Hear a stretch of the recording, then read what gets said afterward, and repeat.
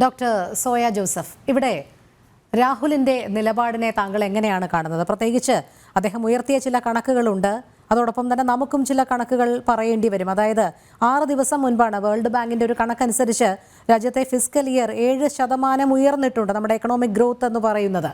അവിടെ ആ സ്ഥാനത്ത് ഭാരതം നിൽക്കുമ്പോൾ അതേ കണക്കുകൾ തന്നെയാണ് നേരത്തെ ചൈന കൈവരിക്കുമെന്ന് അവകാശപ്പെട്ടിരുന്നത്.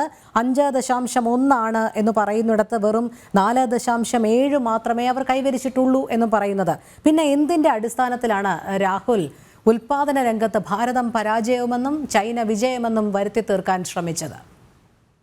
ആദ്യം തന്നെ നിങ്ങൾ ഈ ചർച്ചയ്ക്ക് വേണ്ടി കണ്ടെത്തിയിട്ടുള്ള ഒരു ടൈറ്റിൽ, രാഹുൽ രാജ്യവിരുദ്ധനോ? അപ്പോ ഈ പറയുന്നത് പോലെ എത്ര മോശപ്പെട്ട രീതിയിലാണ് ഇത്തരം ഒരു ചർച്ചയെ വളച്ചൊടിക്കുന്നത് എന്നുള്ളത് ആദ്യം തന്നെ പറഞ്ഞു വെക്കട്ടെ. കാരണം ഞാൻ ആ പ്രസംഗം മുഴുവനായി കേട്ട ഒരാളാണ്. വളരെ കൃത്യമായി ഒരുപാട് ചോദ്യങ്ങൾ അദ്ദേഹത്തോട് ചോദിക്കുന്നുണ്ട്. അതിൽ ഈ പറയുന്നത് പോലെ മാനുഫാക്ചറിങ്ങിനെ പറ്റി ചോദിക്കുന്ന സമയത്ത് അദ്ദേഹം ഒരുപാട് കാര്യങ്ങൾ പറഞ്ഞു വെക്കുന്നുണ്ട്. കാരണം ഇന്ത്യയെ സംബന്ധിച്ച് സ്കിൽ പ്രോബ്ലം അല്ലെങ്കിൽ സ്കില്ലുള്ള ആളുകൾ ഉണ്ടോ എന്നുള്ള ചോദ്യത്തിന് അത്തരമൊരു പ്രശ്നം നിലനിൽക്കുന്നില്ല. ഇവിടെ സ്കില്ലുള്ള ആളുകളുണ്ട്, പക്ഷെ അത്തരം സ്കില്ലിനെ കണ്ടെത്താനും അതിനെ വേണ്ട രീതിയിൽ പ്രോത്സാഹിപ്പിക്കാനും സർക്കാരുകൾ ശ്രമിക്കുന്നുണ്ടോ എന്നുള്ള ഒരു ചോദ്യം അദ്ദേഹം തന്നെ ചോദിച്ചു വെക്കുകയാണ്. വളരെ കൃത്യമായിട്ടുള്ള യാഥാർത്ഥ്യ ബോധത്തോടു കൂടിയുള്ള ഒരു സംസാരമാണ് അദ്ദേഹം മുന്നോട്ട് വെക്കുന്നത്. ശ്രീമതി ഹിസോയ, ഇവിടെ അപ്പോൾ ഈ നൈപുണ്യ വികസന കമ്മിറ്റിയും സമിതിയും ഒക്കെ അദ്ദേഹത്തിന് അറിയാൻ പാടില്ലാത്തതാണോ? ഇവിടെ എവിടെയാണ് നൈപുണ്യ വികസനവുമായി ബന്ധപ്പെട്ട് പാർശ്വവൽക്കരിക്കപ്പെടുന്നത്? സ്കിൽഡ് ലേബറേഴ്സിനെ നമ്മൾ എവിടെയാണ് സൈഡ് ലൈൻ ചെയ്യുന്നത്? അങ്ങനെയാണല്ലോ അദ്ദേഹം സൂചിപ്പിച്ചത്. ഞാൻ കൃത്യമായി അതിനുള്ള മറുപടി പറയും. ഇവിടെ നൈപുണ്യ കമ്മിറ്റി ഉണ്ടെന്ന് പറയുന്നു, നൈപുണ്യ വികസനത്തിനുള്ള സംവിധാനങ്ങൾ ഉണ്ടെന്ന് പറയുന്നു. കഴിഞ്ഞ അല്ലെങ്കിൽ ഒരു 5-6 മാസങ്ങൾക്ക് മുൻപാണല്ലോ ഇന്റർനാഷണൽ ലേബർ ഓർഗനൈസേഷന്റെ ഒരു കണക്ക് അൺഎംപ്ലോയ്മെന്റുമായി ബന്ധപ്പെട്ട് ഈ രാജ്യത്തെ സംബന്ധിച്ച് വന്നത്. ഞാനും നിങ്ങളും ആ കണക്ക് കണ്ടതാണ്. 35% നിന്ന് 70% കുതിക്കുന്ന അൺഎംപ്ലോയ്മെന്റിന്റെ കണക്കുകൾ നമ്മൾ കണ്ടു. 45 വർഷത്തെ ഏറ്റവും ഉയർന്ന തൊഴിലില്ലായ്മയുടെ നിരക്ക് ഈ രാജ്യത്ത് രേഖപ്പെടുത്തുന്നു. വിദ്യാഭ്യാസമുള്ളവരുടെ ഇടയിലുള്ള അല്ലെങ്കിൽ ആളുകളുടെ ചെറുപ്പക്കാരുടെ ഇടയിലുള്ള തൊഴിലില്ലായ്മയെ പറ്റിയാണ് ഞാൻ നേരത്തെ പറഞ്ഞത്. അല്ലെങ്കിൽ ഈ പറയുന്നത് പോലെ വിദ്യാഭ്യാസ നിലവാരം മോശമുള്ള ആളുകളുടെ ഇടയിലുള്ള തൊഴിലില്ലായ്മ അതിരൂക്ഷമായി തുടരുന്നു. അണ്ടർ എംപ്ലോയ്മെന്റ് ഉൾപ്പെടെയുള്ള കാര്യങ്ങൾ ഈ രാജ്യത്ത് തുടരുന്നു എന്ന് ഇന്റർനാഷണൽ ലേബർ ഓർഗനൈസേഷൻ സാക്ഷ്യപ്പെടുത്തിയിട്ടുള്ള വളരെ കൃത്യമായിട്ടുള്ള കണക്കുകൾ മുന്നോട്ട് വെച്ചിട്ടുള്ളത് ഞാനും നിങ്ങളും ഒക്കെ കണ്ടതാണ്. പക്ഷേ ഇന്ത്യയിലെ RSSന്റെ സർക്കാർ, BJPയുടെ സർക്കാർ ഈ രാജ്യത്തെ പറ്റിയുള്ള വിദേശ ഏജൻസികളുടെ പഠനങ്ങൾ, വിദേശ ഏജൻസികൾ എന്ന് പറഞ്ഞു കഴിഞ്ഞാൽ ഏതെങ്കിലും രാജ്യം പ്രൊമോട്ട് ചെയ്യുന്ന ഏജൻസികൾ എന്നല്ല അതിന്റെ അർത്ഥം. ഈ രാജ്യത്ത് ഇന്റർനാഷണൽ ലേബർ ഓർഗനൈസേഷൻ പോലെ UN-ന്റെ സംവിധാനത്തിലുള്ള പല ഏജൻസികളും നടത്തുന്ന പഠനങ്ങളെ വലിയ രീതിയിൽ റദ്ദ് ചെയ്യുകയും നിരാകരിക്കുകയും ഇതിനെയൊന്നും ഞങ്ങൾ അംഗീകരിക്കുകയില്ല എന്നും നിങ്ങൾ ഒപ്പിട്ട് വെച്ചത് കൊണ്ട് അല്ലെങ്കിൽ ഇത്തരത്തിൽ ഭരണകൂടം ഒപ്പിട്ട് വെച്ചത് കൊണ്ട് ഇതൊന്നും ഇല്ലാതാകുന്നില്ല.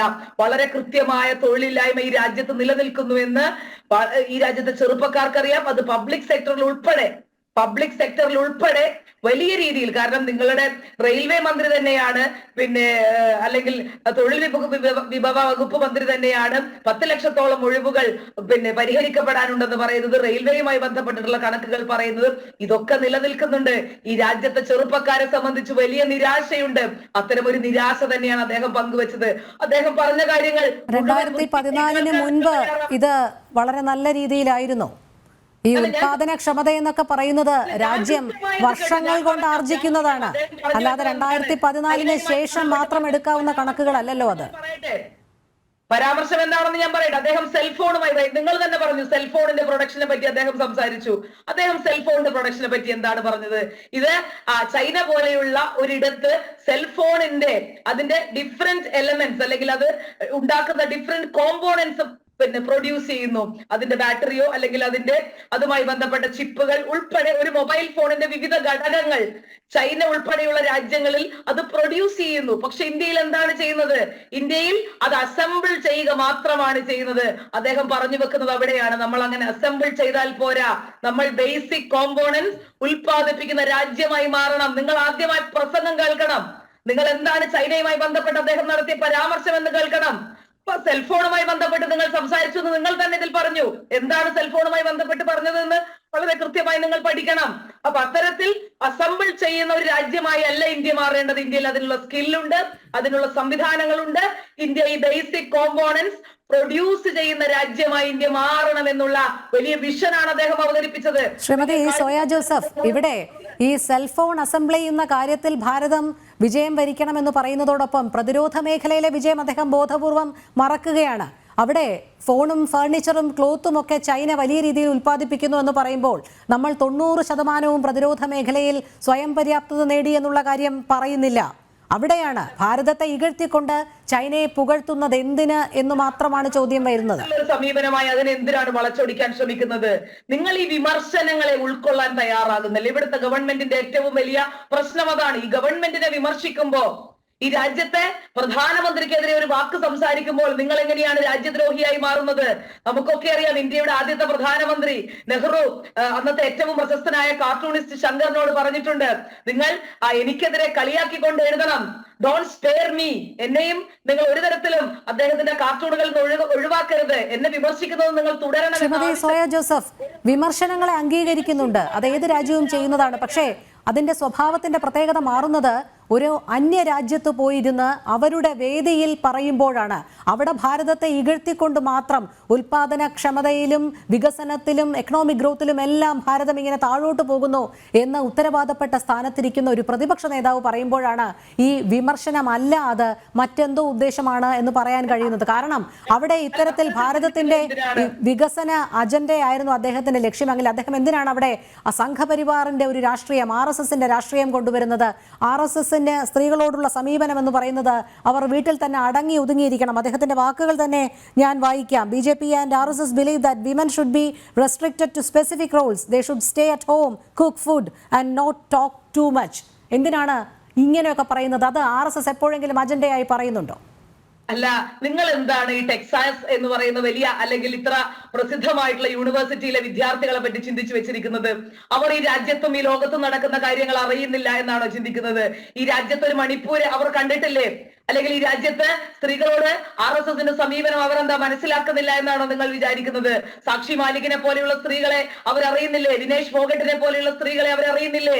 മണിപ്പൂരിലെ കൂട്ടബലാത്സംഗത്തിനിരയായ സ്ത്രീകളെ അവരറിയുന്നില്ലേ?